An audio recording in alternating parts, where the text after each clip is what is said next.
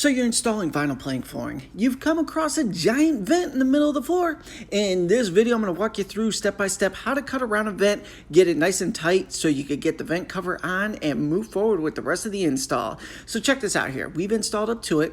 We got our next plank that's ready to go down. So we're going to go ahead and lock in the side. Now we're going to take our blade and we're going to score where each side of the vent starts. And we're just marking this off. I'm using a utility blade here. You could get these at any of the big box joints, anywhere from $10 to $15 for one of these knives. Have a nice sharp blade and watch those fingers. Now I slid it down here and I'm marking exactly where my one side cut was, and I'm just scoring over to line up where the run of the cut is going to be. Just basically creating a little template here. Stick with me now. So now that we got that marked off, I'm going to take another plank and I'm going to set it right on top of this one, and I'm going to line up where the first cut is, where the second cut is, and where the little marker is that I made to go ahead and make that running cut. Now once I feel that's lined up, you could obviously use a tape measure for this, but we like to go full on hack style on everything we do. You take the blade and we're going to go ahead and trace that plank right there.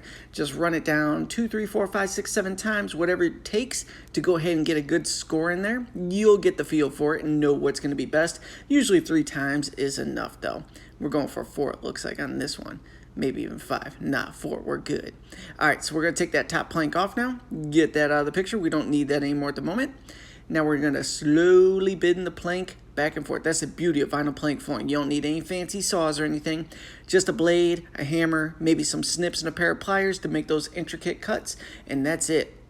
So we bent it back and forth on the sides. Now we're going to go ahead and tear off our run, just applying pressure to it, working our way down.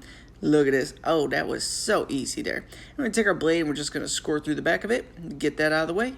Boom. All right, let's get that out of the scene. Next, we're going to go ahead and lock in the side.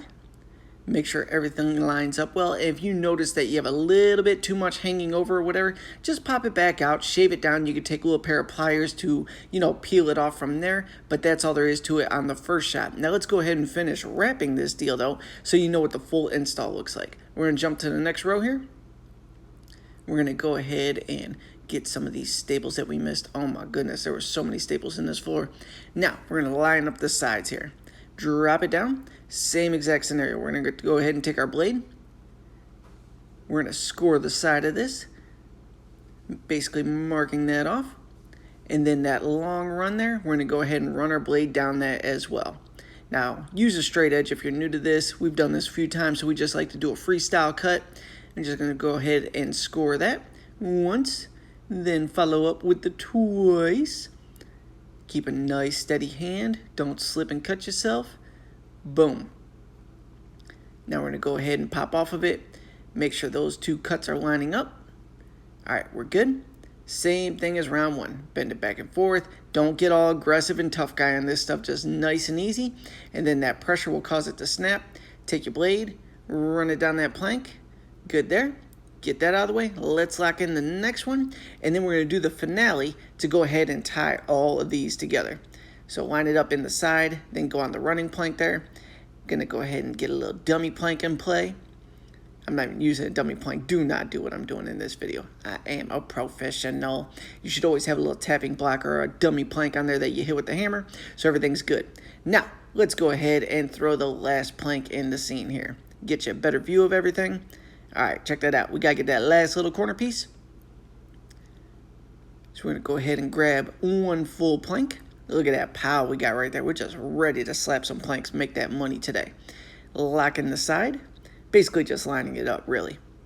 Now that that's in play, find my knife, wherever that ran off to. There we go. Gonna go ahead and make a cut right here. I always like to do the side cuts first, get that out of the way, then just bring the run right down to the side cut, and we'll stop as soon as it clicks right into that side cut you made. See that there, scored a few times. Looking good. Now let's go ahead and pop this off. Just get a little pressure on that. Feel that good snap there. Oh, that's so nice when it pops like that. Wiggle it back and forth. Get it out of the way. If you got any bark left on that tree, just take your blade to it, just like I'm doing here. A little bit of bark, we're going to cut that off. Chop, chop. Everything's good. Get that out of there. All right, let's lock this in. So I'm going to go ahead and lock in the side, lock in the front, and bam. That's how you cut vinyl planks around a heat vent. Then you just take your cover, drop it in, and continue with the installation.